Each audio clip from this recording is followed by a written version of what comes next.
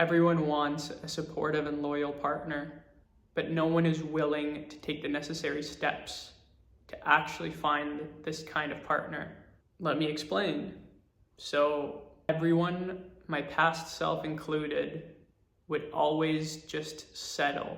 What I mean by this is simple. People don't like digging deep, so they'll find a partner that somewhat fits the bill on their type, their values, and their beliefs, and they'll just slap that together and be like, you know what, this is close enough. I'll take this because I don't know if I'll find something better. And I'd say that's probably like 80% of the population, if not more. So let me tell you something. Whatever type you think you have, just erase that from your mind. There is no such thing as a type. You can think that you have a type, but you meet the right person and suddenly, even if they don't fit that description, you'll see that you still have strong feelings for them.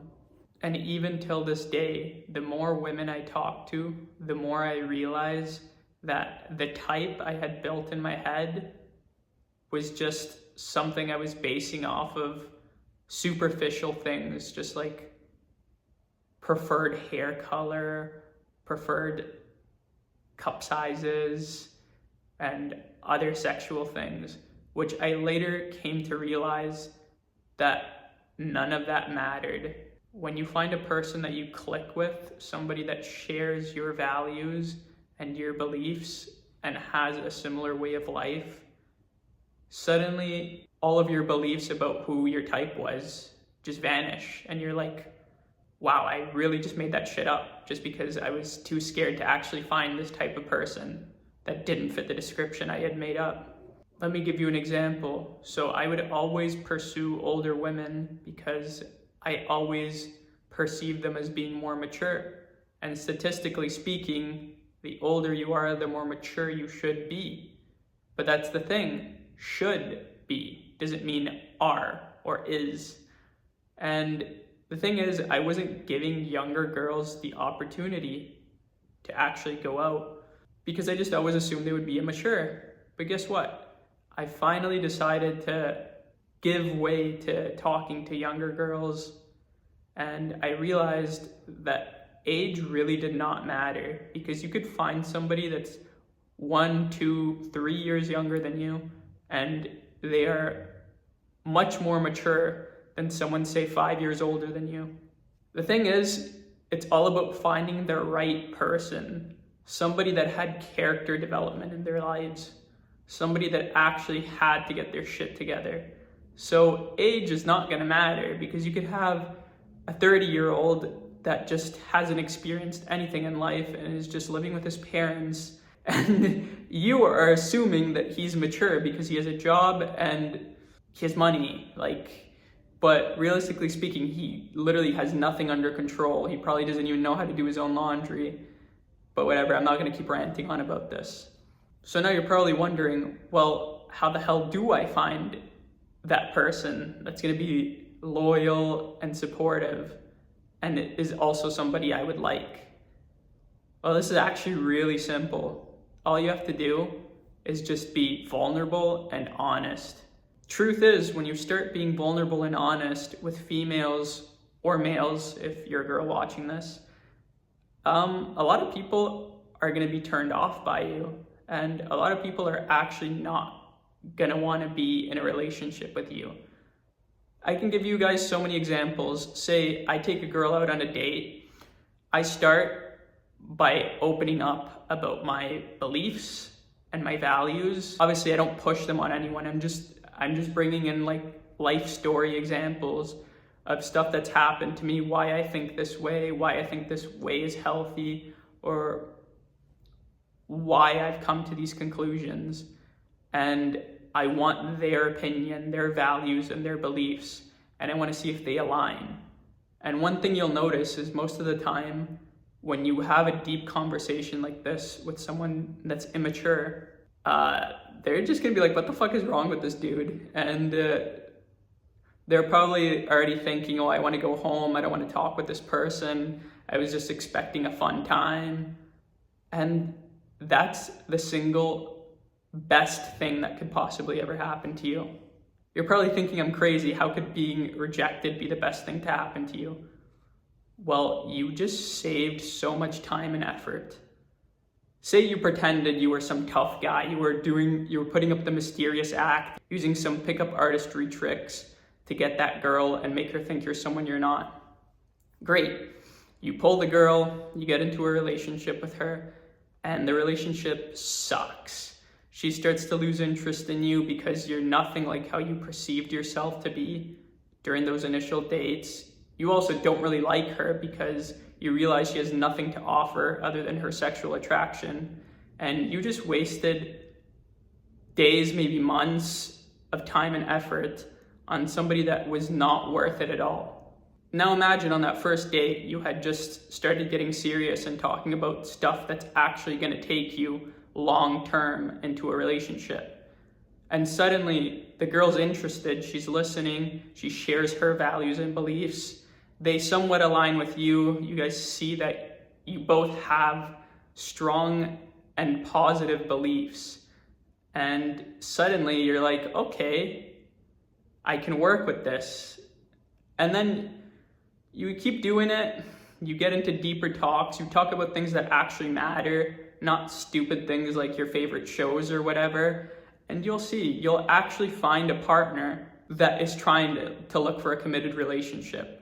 I hear so many guys always spout this bullshit that they're like, oh, there's no good girls out there. There's no good people left. They have such high standards. I can't do this. I can't do that. Have you ever actually sat down and had a serious talk with a girl on a date? Probably not, because your dumbass was constantly worried about what she might think of you or what the best thing to have her like you would be that you would have to do. You probably think you have to say a specific thing or make her laugh enough or dress nice enough, all of these superficial things.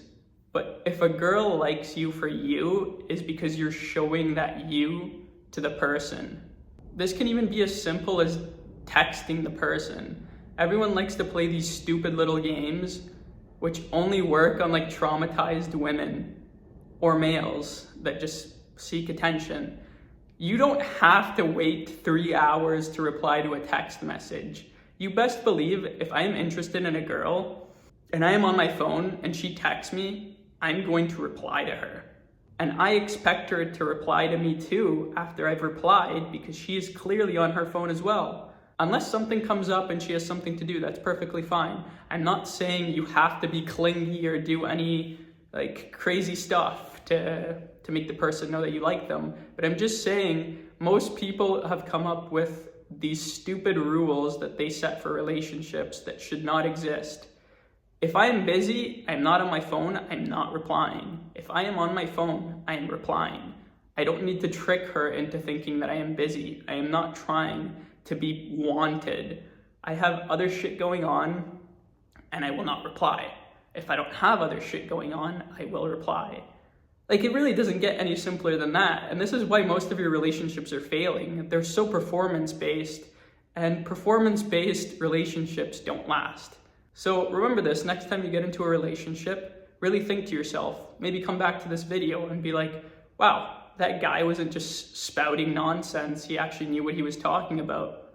I guarantee you, you literally just be yourself and do the things that you believe are correct and just, and you're gonna scare a lot of people away, but the person that will stay will be the right person. You just gotta keep doing it, trial and error. All right, now this is the part where I'm gonna ask you guys to please subscribe and leave a like on this video, because it greatly helps me and this channel. I'm trying to reach a broader audience so we can help as many people out as we possibly can, and I would really appreciate it. Okay, continuing on, another massive thing people are scared about is communication. Actually communicating how you think and how you feel. If I am with a girl and I feel like she did something wrong or something that offended me, I'm not gonna be a simp and just suck it up and be like, okay, well, I don't want her to hate me, so I'm not gonna do this.